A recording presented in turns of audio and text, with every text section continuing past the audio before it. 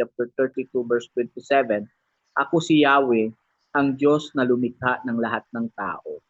Walang bagay na mahirap para sa akin. Yan po ay strong na sinabi ng Panginoon at ito po'y naka-address sa sangkatauhan na walang bagay na mahirap sa Diyos. Kaya number one na aking pong puntos ay God is in control of everything. Kontrolado po ng Panginoon ang lahat. Kung bakit kailangan natin magtiwala sa Panginoon kasi marami tayong hindi kayang gawin actually. Limitado lang ang kakayahan natin. Amen? Limitado ang kakayahan natin. Pero once na tayo nagtiwala sa Panginoon, God is in control of everything. Ano yung kahinaan nating mga tao? Kahinaan nating mga tao ay yung mga bagay na wala sa paningin mo, wala sa presensya mo, wala sa iyong iyong kamay, hindi mo alam kung ano nangyayari. Amen? Pero once na pinagkatiwala mo sa Panginoon ang lahat, God is in control of everything. Dahil sabi ng Panginoon, siya ang lumikha sa atin, walang bagay na mahirap para sa atin. God is in control. Number 2, mabilis lang po ito. Alam nyo, in times of trials and problem, minsan pag dumating yung pagsubok, yung problema sa buhay natin, marami tayong tinatawagan. Di po ba? Call a friend, ika nga. No? Marami tayong naiisip na tawagan, yan, hingian ng tulong, hingian ng advice, ng counsel. Amen? Pero dito po, mga kapatid, number 2 ko po ay sa aklat ng Jeremiah. Yung phone number ng ating Panginoon. Contact number. Kaya kapag dumating tayo sa points na may problema, suliranin, may contact number po ang Panginoon. May phone number ang Panginoon. Ibibigay ko po ang kanyang phone number. Amen? Nandiyan po ba kayo mga kapatid? Hallelujah.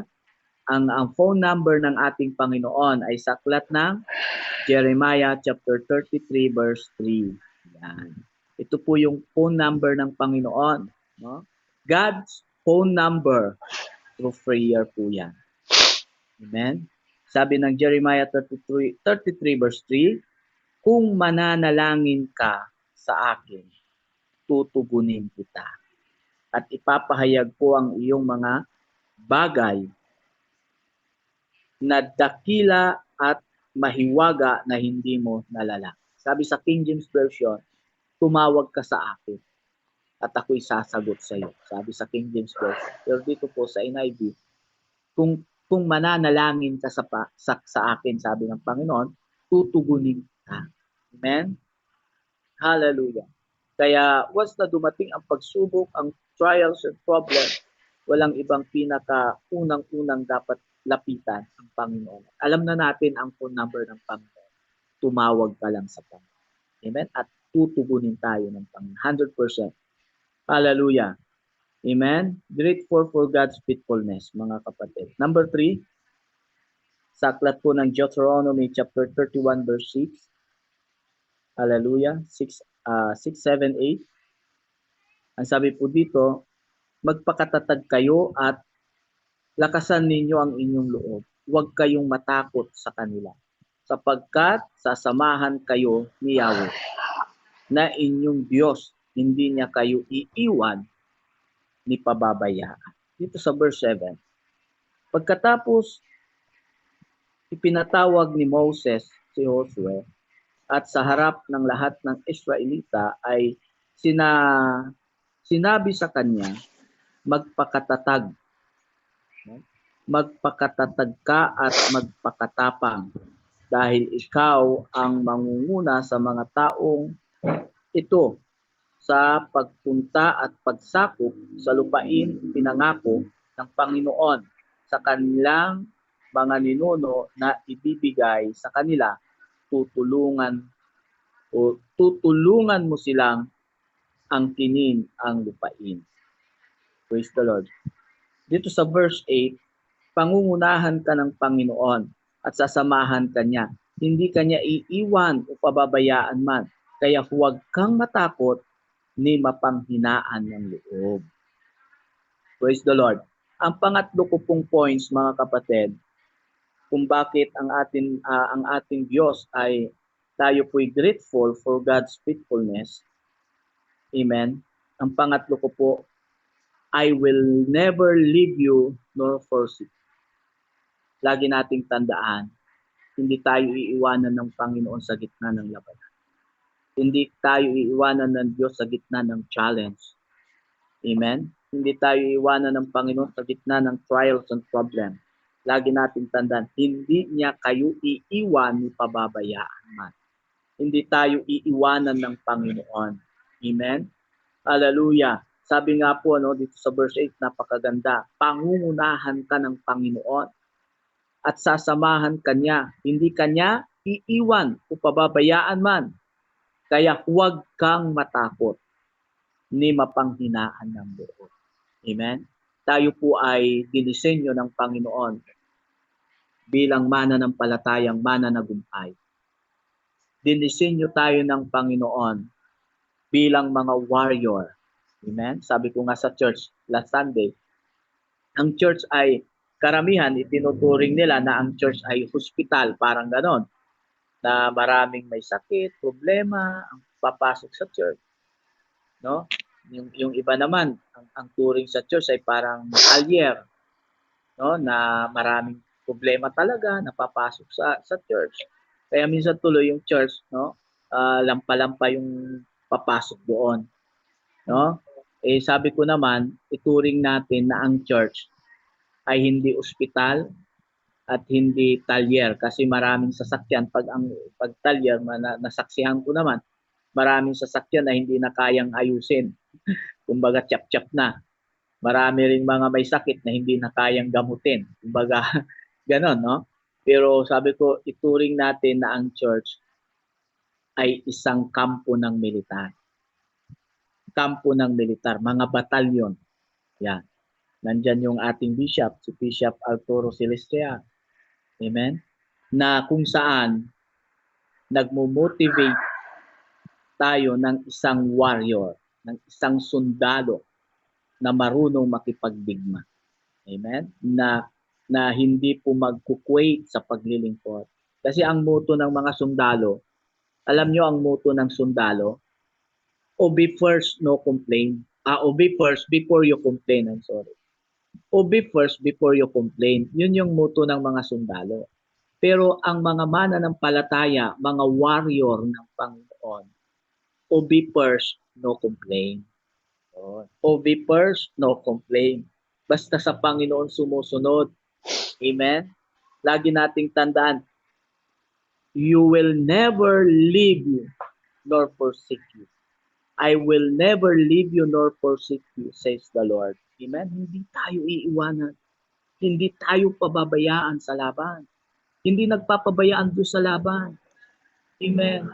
Minsan kasi nasa gitna tayo ng labanan, nararamdaman na natin na parang, alam niyo yun, parang itinapon ka na sa leon. Parang si Daniel, no? Tinapon sa layon. Hindi kaya siya natakot. Di ba? Hindi kaya siya natakot sa mga mababangis na leon. Ang purpose kaya siya itinapon sa leon para pakain sa leon. Pero nagtiwala si Daniel sa Panginoon na walang imposible sa kanya. Amen? Ano nangyari? Nagulat yung mga nagtapon sa kanya. Kinabukasan, nakaunan si Daniel sa tiyan ng leon at yung buntot ng leon ay pinapaypayan si Daniel para hindi madapuan ng lamok. Biruin niyo po yung gawa ng Lord. Amen? Hallelujah. God is a waymaker God talaga sa buhay natin. Kaya walang dahilan na hindi tayo grateful. Amen? Sa faithfulness ng Panginoon sa buhay. Grateful for God's faithfulness. Hallelujah. Ito yung isa sa ipinangako ng Panginoon. I will never leave you nor forsake. Amen? Number 4. Ang number 4 ko po mga kapatid, hallelujah, ay sa aklat ng Galatians chapter 6. Galatians chapter 6 verse 8, 9, and 10. Ang nagtatanim para sa sarili niyang laman ay aani ng pagkabulok mula sa laman. Ngunit ang nagtatanim para sa espiritu ay aani ng buhay na walang hanggan. Verse 9, kaya't huwag tayong mga pagod sa paggawa ng mabuti, sapagkat pagdating ng takdang panahon tayo ay aani kung hindi tayo susuko. Verse 10, kaya nga basta may pagkakataon ay gumawa tayo ng mabuti sa mga tao, sa lahat ng tao, lalo na sa mga kapatid natin sa pananampalataya. Praise the Lord. Amen. Hallelujah. Number 4 na points ko po mga kapatid, God is a God of justice. Alam niyo po kung bakit ang isang Kristiyano ay tumitigil at nagsasawa. Tumitigil, nagsasawa. Lagi na lang ako, parang gano'n. Wala na ba ang iba? Ako na lang lagi. Parang gano'n. Kasi ginagawa niya hindi para sa Panginoon. Ang isang Kristiyano na madaling sumuko at magsawa sa kanyang ginagawang mabuti, ginagawa niya para sa Panginoon. Pero ang isang Kristiyano na ginagawa niya ang lahat para sa Panginoon. Dahil alam niya, God is a God of justice. Amen. Makatarungan ang Panginoon. Lahat ng gawin natin para sa Panginoon. Amen. Ibalik natin ang lahat ng papuri sa Panginoon. Sabi dito, samantalahin natin ang pagkakataon. Hanggat may pagkakataon, samantalahin natin na gumawa ng mabuti. Dahil sinasabi naman ng Bible na ang paggawa ng mabuti ay hindi magbubunga ng masama. Ang paggawa ng mabuti, masusurprise ka na lang. Hallelujah. Babalik at hahabol-habulin ka ng mga pagpapala. Dahil ang kung ano yung itinanim natin, hallelujah, na pagpapagal, aani tayo ng kagala. Amen? So, lagi nating tandaan, God is a God of justice. Amen? Hallelujah. Basta't gawin lang natin ang lahat para sa Panginoon, no matter what. Kahit tayo po ay nasa gitna ng problema, ng suliranin, thankful pa rin tayo. Grateful pa rin yung thankful natin sa Lord. Grateful for God's faithfulness. Amen? Hallelujah. And then lastly, yan, panghuli na po tayo mga kapatid. Glory to Jesus. Amen. Ang panghuli ko po mga kapatid ay sa aklat ng Philippians chapter 4 verse 19. Ito rin po yung yung favorite verses ko rin po ito. Once na nandoon ako sa gitna ng kawalan, yung mga hikang dahil ang sabi ng Philippians chapter 4 verse 19, at pupunuan ng aking Diyos ang bawat kailangan ninyo ayon sa kanyang mga kayamanan sa kaluwalhatian kay Kristo. Wow! Amen! Hallelujah! Glory to Jesus. Pupunuan ng ating Diyos ang bawat kailangan natin. Amen? Sa kanyang kayamanan, sa kaluwalhatian, ating Panginoon Kristo. Ang panglima ko po mga kapatid, na points, God will provide. Amen? Ang Diyos ang magsusupply sa lahat ng kailangan natin. Basta't magtiwala lang tayo sa Kanya. Amen? Ipagkatiwala lang natin sa Panginoon ang lahat-lahat. God will provide. Amen? Ang Diyos, kapag Diyos ang nag-provide, hallelujah. Praise the Lord. Sabi ko nga, pag God will provide, katulad ng number 4, di ba, God is a God of justice. Yes, totoo yun. Kasi po, pag sinabi ng Panginoon, parang parang Korte Suprema yan. Parang justice system, Korte Suprema. Pag sinabi kasi ng Korte Suprema, di ba? Pag sinabi ng Korte Suprema, hallelujah, Pastor Bishop Arturo Celestial, ang lupain ng Kalamba, ang 1 hektarya ay mapupunta sa iyo. Parang ganoon no? Pag sinabi po noon ng Korte Suprema, kahit na ma-impluwensyang gobyerno yan, kahit presidente yan, susunod yan sa Korte Suprema. Basta't sinabi ng Korte Suprema, kahit na ma-impluwensya na politiko yan, susunod yan. Ganon din po ang Diyos. Pag sinabi ng Panginoon, hallelujah, amen, pag sinabi ng Panginoon na pupunuan ko ang iyong kailangan, amen, ibibigay ko ang mga blessings para sa iyo. Hallelujah. Amen. Lahat yan, hindi mo mapipigilan niya. God will provide. Amen. Glory to Jesus. Hallelujah. Salamat sa Panginoon. At ang aking conclusion muli, no? Ang aking conclusion, our God is a miracle working. Yan. Kapangyarihan kasi ang Diyos, alam niyo, hindi ako magsasawa sa ano ya, word na yan. Yan ang motto ko sa buhay. God will provide. Amen. And our God is a miracle working. Alam niyo, naalala ko ito huli na.